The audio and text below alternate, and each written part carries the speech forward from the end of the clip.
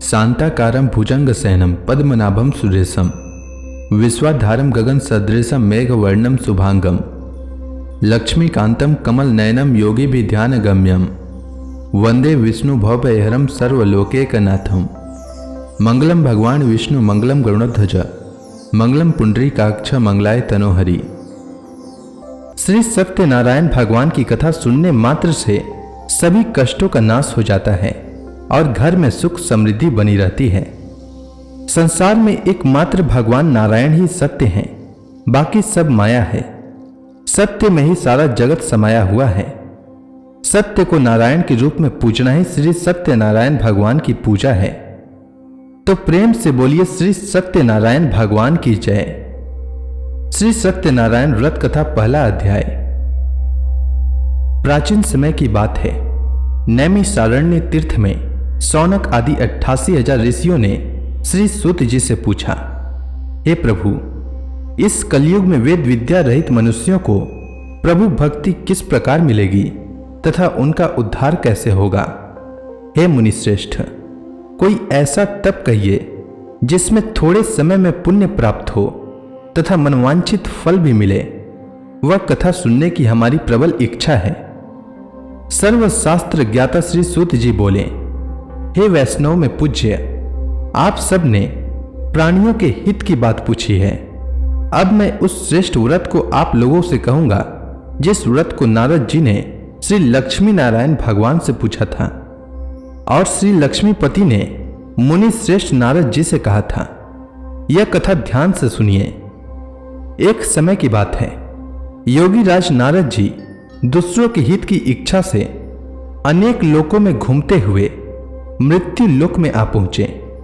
वहां बहुत से योनियों में जन्मे हुए मनुष्यों को अपने कर्मों के द्वारा अनेक दुखों से पीड़ित देखकर किस यत्न को करने से निश्चय ही इनके दुखों का अंत हो सकेगा, ऐसा मन में सोचकर इंद्रलोक को गए। वहां श्वेत वर्ण और 4 भुजाओं वाले देवों के इस नारायण को देखकर स्तुति करने लगे। हे भगवान, आप अत्यंत शक्ति से संपन्न हैं। मन तथा वाणी भी आपको नहीं पा सकती। आपका आदि मध्य अंत नहीं है। आप निर्गुण स्वरूप सृष्टि के कारण भक्तों के दुखों को नष्ट करने वाले हो। आपको मेरा नमस्कार है। तब लक्ष्मी नारायण भगवान ने कहा, हे मुनिश्रेष्ठ, आपके मन में क्या है? आपका किस काम के लिए आगमन हुआ है? निसंकोच कहिए। तब नारद मुनि बोले, मृत्यु लोक में सब मनुष्य जो अनेक योनियों में पैदा हुए हैं, अपने अपने कर्मों के द्वारा अनेक दुखों से दुखी हो रहे हैं। हे नाथ, मुझ पर दया रखते हैं तो बताइए कि उन मनुष्यों के सब दुख थोड़े से प्रयत्न से कैसे दूर हो सकते हैं? श्री भगवान जी बोले, हे नारद, मनुष्यों की भलाई के लिए तुमने बहुत ही अच्छी बात पूछी है। जिस काम के करने से मनुष्य मोह से हट जाता है वह मैं कहता हूं, सुनो। बहुत पुण्य देने वाला, स्वर्ग तथा मृत्यु लोक दोनों में दुर्लभ यह उत्तम व्रत अच्छी तरह विधान पूर्वक संपन्न करके मनुष्य मोह से छूट जाता है। आज मैं यह उत्तम व्रत प्रेमवश होकर तुमसे कहता हूं। श्री सत्यनारायण भगवान का यह कथा अच्छी तरह विधान पूर्वक संपन्न करके मनुष्य तुरंत ही यहां सुख भोग कर मरने पर मोक्ष को प्राप्त होता है। श्री भगवान के वचन सुनकर नारद मुनि बोले कि उस व्रत का फल क्या है, क्या विधान है, किसने यह व्रत किया है और किस दिन यह व्रत करना चाहिए? हे भगवान, मुझसे विस्तार पूर्वक कहिए। तब भगवान बोले, दुख शोक आदि को दूर करने वाला यह व्रत सब स्थानों पर विजयी करने वाला है। भक्ति और श्रद्धा के साथ किसी भी दिन मनुष्य श्री सत्यनारायण की शाम के समय ब्राह्मणों और बंधुओं के साथ धर्मपरायण होकर पूजा करे। भक्ति भाव से नैवेद्य केले का फल, घी, दूध और गेहूं का चूर्ण सवाया लेवे। गेहूं के अभाव में साठी का चूर्ण, शक्कर अथवा गुड़ लें तथा भक्ति भाव से भगवान का स्मरण करता हुआ समय व्यतीत करे। इस तरह इसे करने पर मनुष्यों की इच्छा निश्चय पूरी होती है। विशेषकर कली काल में मृत्यु लोक पर यही मोक्ष का सरल उपाय है। प्रथम अध्याय संपूर्ण। श्री सत्यनारायण व्रत कथा दूसरा अध्याय। सूत जी बोले, हे ऋषियों, जिसने पहले समय में इस व्रत को किया है उसका इतिहास कहता हूं, ध्यान से सुनो। सुंदर काशीपुरी नगरी में एक अत्यंत निर्धन ब्राह्मण रहता था। वह भूख और प्यास से बेचैन हुआ पृथ्वी पर घूमता था। ब्राह्मणों से प्रेम करने वाले श्री भगवान ने ब्राह्मण को दुखी देखकर बुढ़े ब्राह्मण का रूप धारण कर उसके पास जाकर आदर के साथ पूछा, हे विप्र, तुम नित्य ही दुखी होकर पृथ्वी पर क्यों घूमते हो? हे श्रेष्ठ ब्राह्मण, यह सब मुझसे कहो, मैं सुनना चाहता हूं। ब्राह्मण बोला, मैं निर्धन ब्राह्मण हूं, भिक्षा के लिए पृथ्वी पर फिरता हूं। हे भगवान, यदि आप इससे छुटकारा का उपाय जानते हो तो कृपा कर कहो। वृद्ध ब्राह्मण बोला कि श्री सत्यनारायण भगवान मनवांछित फल देने वाले हैं, इसलिए हे ब्राह्मण, तुम उनका पूजन करो, जिसके करने से मनुष्य सब दुखों से मुक्त हो जाता है।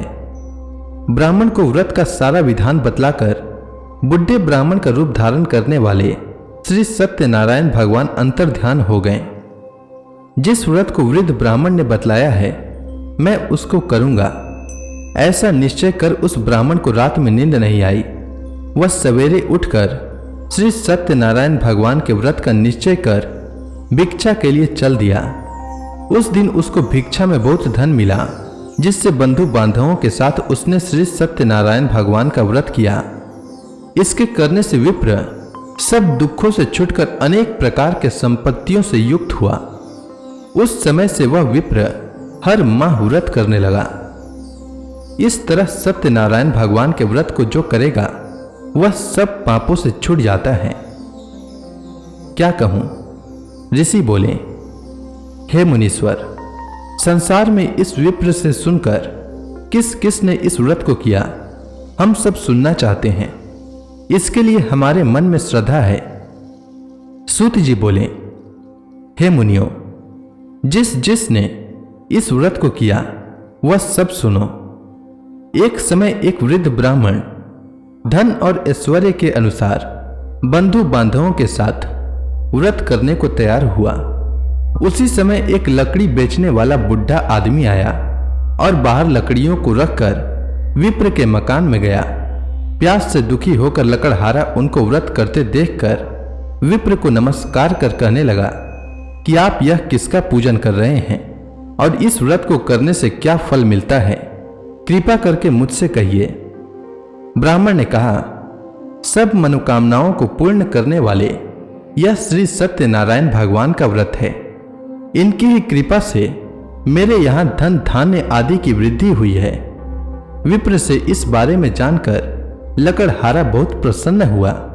भगवान का चना अमृत ले और भोजन करने के बाद अपने घर को गया। लकड़हारे ने अपने मन में इस प्रकार का संकल्प किया कि आज ग्राम से लकड़ी बेचने से जो धन मिलेगा उसी से श्री सत्यनारायण भगवान का उत्तम व्रत करूंगा। यह मन में विचार कर वह बुढ़ा आदमी लकड़ियां अपने सिर पर रखकर जिस नगर में धनवान लोग रहते थे वह ऐसे सुंदर नगर में गया। उस रोज वहां पर उसे उन लकड़ियों का दाम पहले दिनों से चौगुना मिला और प्रसन्न होकर पके केले की फली, शक्कर, घी, दुग्ध, दही और गेहूं का चूर्ण इत्यादि श्री सत्यनारायण भगवान के व्रत की कुल सामग्रियों को लेकर अपने घर गया। फिर उसने अपने भाइयों को बुलाकर विधि के साथ भगवान जी का पूजन और व्रत किया। उस व्रत के प्रभाव से वह बुढ़ा लकड़हारा धन पुत्र आदि से युक्त हुआ और संसार के समस्त सुख भोग कर बैकुंठ को चला गया। दूसरा अध्याय संपूर्ण। श्री सत्यनारायण व्रत कथा तीसरा अध्याय। श्री सूत जी बोले, हे ऋषि मुनियों, अब मैं आपको आगे की कथा सुनाता हूं। प्राचीन समय में कनकपुर में उल्का मुख नामक एक बुद्धिमान तथा सत्यवादी राजा राज्य करता था। वह प्रतिदिन मंदिर में जाकर श्री सत्यनारायण भगवान की पूजा करता था और निर्धनों को खूब अन्न, वस्त्र और धन दान करता था। उसकी पत्नी सुभद्रा बहुत सुशील थी। वे दोनों हर महीने श्री सत्यनारायण भगवान का व्रत करते थे। श्री सत्यनारायण की अनुकंपा से उनके महल में धन संपत्ति के भंडार भरे थे।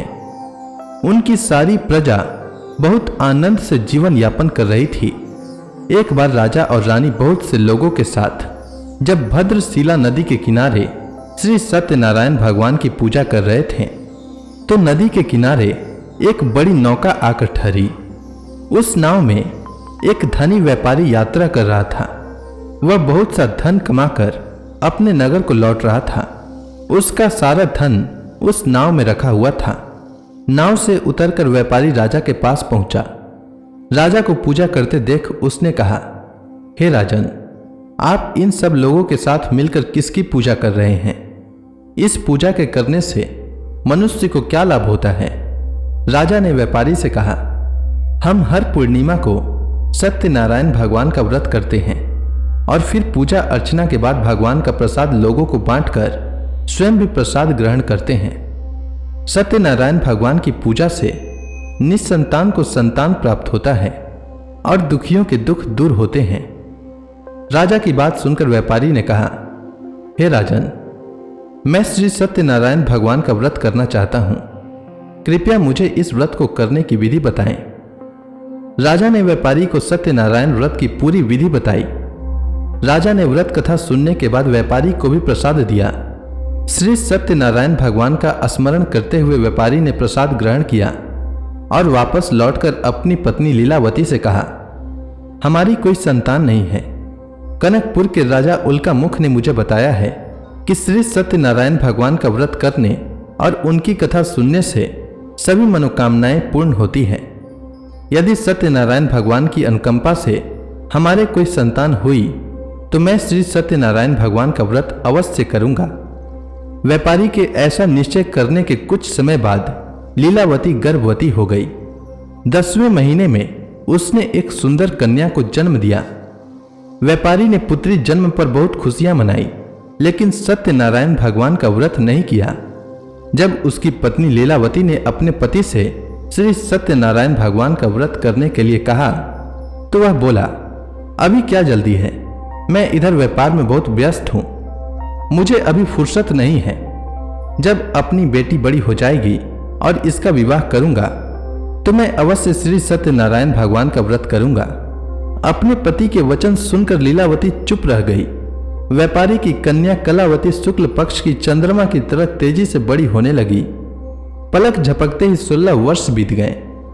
एक दिन व्यापार में बहुत सा धन कमाकर घर लौटे व्यापारी ने अपनी बेटी को सहेलियों के साथ उपवन में देखा तो उसे उसके विवाह की चिंता होने लगी। व्यापारी ने कलावती के लिए सुयोग्य वर ढूंढने के लिए अपने सेवकों को दूर दूर के नगरों में भेजा। व्यापारी के सेवक कंचनपुर नगर में पहुंचे। उस नगर में उन्होंने एक वणिक पुत्र को देखा। वणिक का बेटा अत्यंत सुंदर और गुणवान था। सेवकों ने वापस लौटकर व्यापारी को उस वणिक के बेटे के बारे में बताया। व्यापारी उस सुंदर लड़के को देखकर बहुत प्रसन्न हुआ और कलावती का विवाह बहुत धूमधाम से उसके साथ कर दिया। दहेज में उस वणिक पुत्र को बहुत सा धन दिया। कलावती का विवाह भी हो गया, लेकिन व्यापारी ने श्री सत्यनारायण भगवान का व्रत नहीं किया। लीलावती ने अपने पति से कहा, हे नाथ, आपने कलावती के विवाह पर श्री सत्यनारायण भगवान का व्रत करने का निश्चय किया था, अब तो आपको व्रत कर ही लेना चाहिए। पत्नी की बात सुनकर व्यापारी ने कहा, अभी तो मैं अपने दामाद के साथ व्यापार पर जा रहा हूं। व्यापार से लौटने पर श्री सत्यनारायण भगवान का व्रत पूजा अवश्य करूंगा।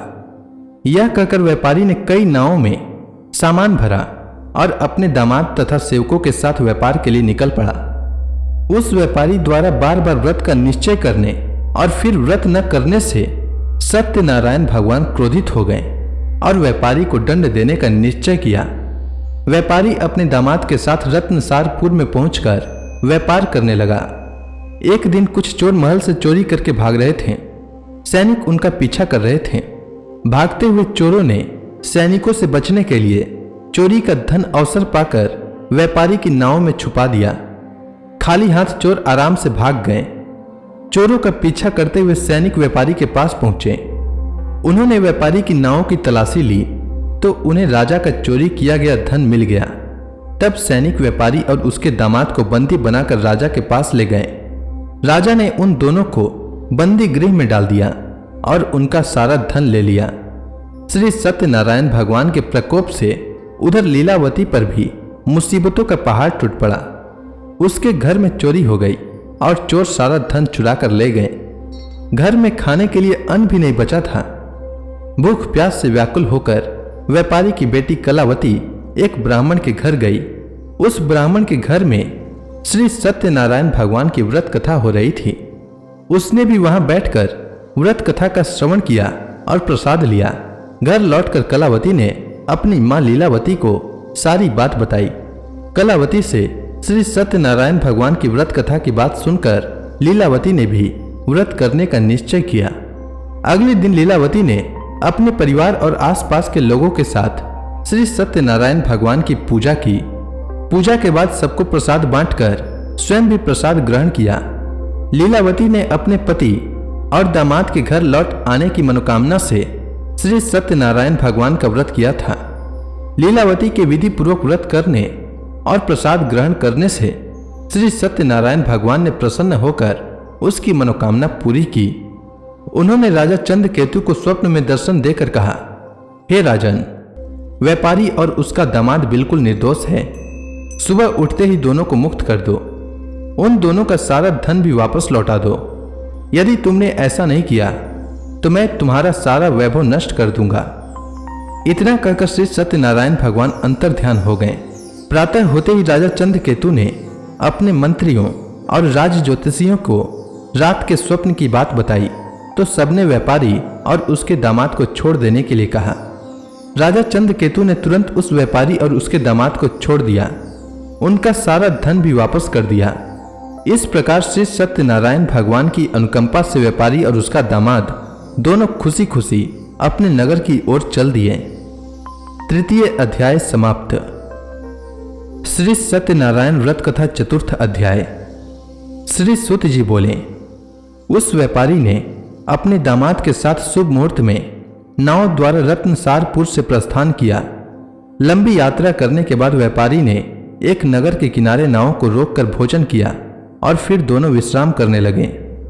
तभी श्री सत्यनारायण भगवान साधु के रूप में व्यापारी के पास पहुंचे और पूछा, हे वणिक, तेरी नाव में क्या सामान लदा हुआ है? व्यापारी ने मन ही मन सोचा, दंडी साधु अवश्य ही कुछ मांगने की इच्छा से सामान के बारे में पूछ रहा है। यह सोचकर व्यापारी ने झूठ बोला, हे दंडी स्वामी, मेरी नाव में तो बेल और पत्ते भरे हुए हैं। व्यापारी के झूठे वचन सुनकर सत्यनारायण भगवान ने क्रोधित होते हुए कहा, हे वैश्य, जो तुमने कहा है वही सत्य होगा। इतना कहकर सत्यनारायण भगवान कुछ दूर जाकर अंतर ध्यान हो गए। उधर व्यापारी दंडी साधु को वहां से खाली हाथ लौटाकर बहुत प्रसन्न हुआ। लेकिन जब व्यापारी ने अपनी नाव में बेल और पत्ते भरे हुए देखे तो वह जोर जोर से विलाप करने लगा और मन ही मन अपने झूठ बोलने पर प्रायश्चित करने लगा। रोते रोते व्यापारी मूर्छित हो गया। कुछ देर बाद जब उसकी मूर्छा नष्ट हुई तो वह फिर विलाप करने लगा। तब उसके दामाद ने कहा, आप इतना दुखी मत होइए, यह सब उस दंडी साधु के शाप के कारण हुआ है। अतः वह दंडी महाराज हमें इस विपत्ति से छुटकारा दिला सकते हैं। दामाद के वचन सुनकर व्यापारी दंडी साधु की तलाश में चल दिया। कुछ देर ढूंढने पर उसे एक वृक्ष के नीचे दंडी साधु के रूप में सत्यनारायण भगवान मिल गए। व्यापारी ने दंडी साधु के चरणों पर गिरकर झूठ बोलने की क्षमा मांगी। दंडी स्वरूप सत्यनारायण भगवान बोले, हे वणिक पुत्र, तेरे बार बार झूठ बोलने के कारण ही मैंने तुझे इतना दंड दिया है। तूने बार बार सत्यनारायण भगवान अर्थात मेरी पूजा करने के लिए कहा, लेकिन कभी पूजा की नहीं। व्यापारी ने तब हाथ जोड़कर कहा, हे भगवान, आप तो दिन दुखियों के कष्ट दूर करने वाले हैं, सबकी मनोकामनाएं पूरी करते हैं। मेरी इस गलती को भी क्षमा करिए। आपके रूप को तो ब्रह्मा जी भी नहीं जान पाते, फिर भला मैं अज्ञानी कैसे आपकी लीला को समझ पाता। अब मैं जीवन में कभी झूठ नहीं बोलूंगा, सदैव श्री सत्यनारायण भगवान का व्रत और पूजा किया करूंगा। आप मुझ पर अनुकंपा करें। व्यापारी की क्षमा याचना सुनकर दंडी साधु ने उसे क्षमा कर दिया। उसी समय व्यापारी की नाव में भरे हुए बेल और पत्ते धन धान्य में परिवर्तित हो गए। व्यापारी ने अपने सेवकों के साथ अगले दिन श्री सत्यनारायण भगवान का व्रत करके उनकी पूजा की। सबको प्रसाद वितरित करके स्वयं भी प्रसाद ग्रहण किया। उसके बाद व्यापारी ने अपने नगर की ओर प्रस्थान किया। अपने नगर में पहुंचकर व्यापारी ने एक सेवक को अपने घर भेजा। सेवक ने उसके घर पहुंचकर लीलावती को सूचित किया। उस समय लीलावती और कलावती दोनों श्री सत्यनारायण भगवान की पूजा कर रही थीं। पति और दामाद के लौट आने का समाचार सुनकर लीलावती ने पूजा पूरी करके प्रसाद ग्रहण करने के बाद कलावती से कहा, बेटी, मैं नदी के किनारे जा रही हूं, तू घर का काम पूरा करके आ जाना।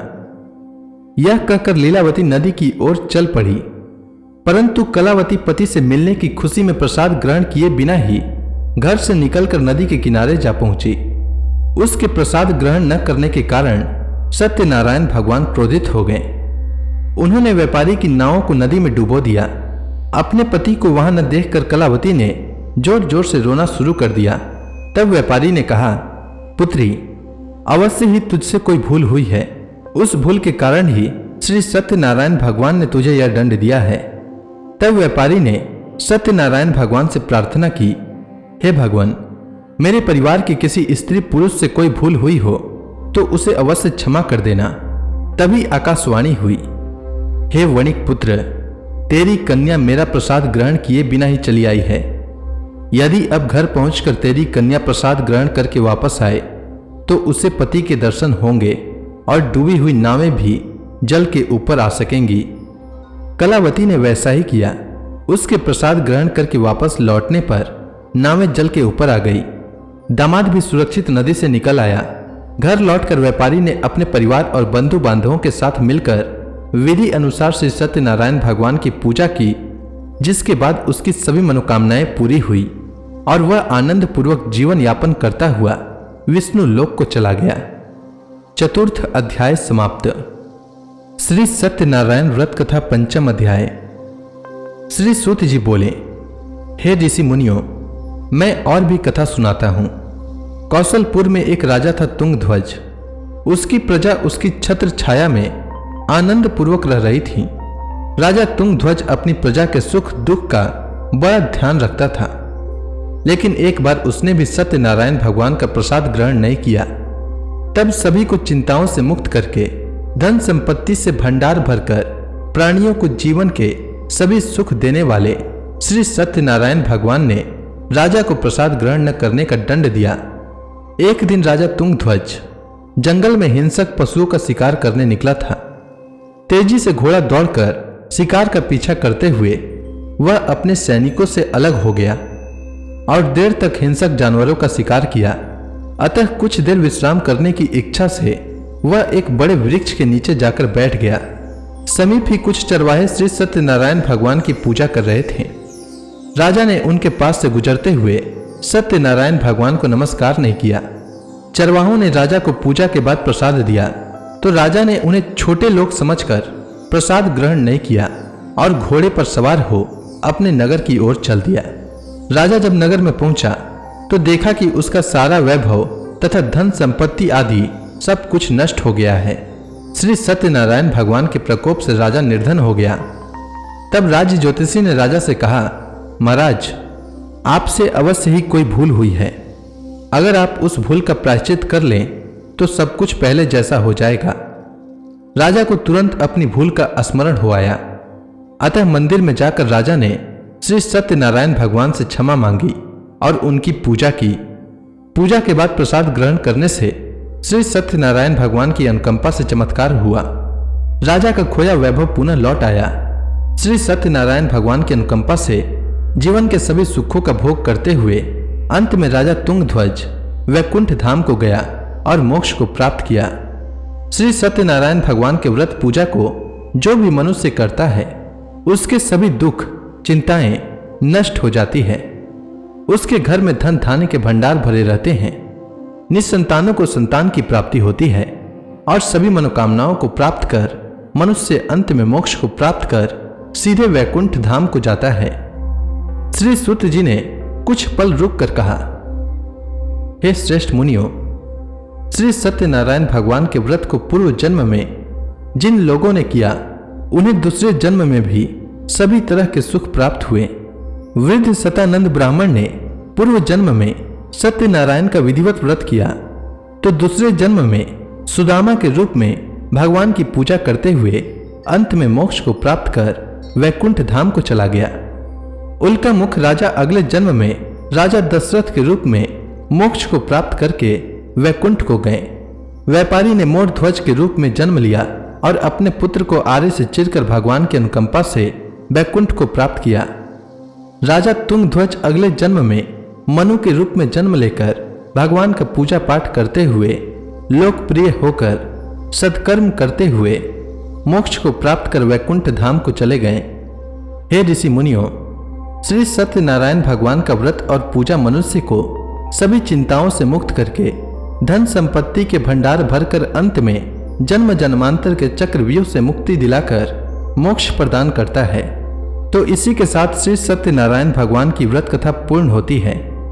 तो प्रेम से बोलिए श्री सत्यनारायण भगवान की जय। अब आप सभी भक्तगण हाथ जोड़कर श्री सत्यनारायण भगवान का ध्यान करें, आरती होने वाली है। जय लक्ष्मी रमणा स्वामी, जय लक्ष्मी रमणा, सत्यनारायण स्वामी, सत्यनारायण स्वामी, जनपातक हरणा, जय लक्ष्मी रमणा। रत्न जड़ित सिंहासन अद्भुत छवि राजय, नारद करत निराजन घंटा ध्वनि बाजय, जय लक्ष्मी रमणा। प्रकट भय कलिकारण द्विज को दरस दियो, प्रभु द्विज को दरस दियो, बूढ़ो ब्राह्मण बनकर, बूढ़ो ब्राह्मण बनकर कंचन महल कियो, ओम जय लक्ष्मी रमणा।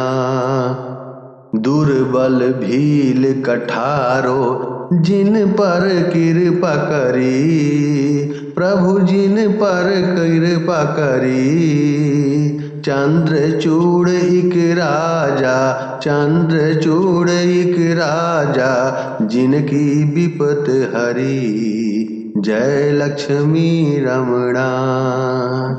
वैश्य मनोरथ पायो श्रद्धा तज दिन्ही, प्रभु श्रद्धा तज दिन्ही, सो फल भाग्यो प्रभु जी, सो फल भाग्यो प्रभु जी, फिर स्तुति किन्ही, जय लक्ष्मी रमणा।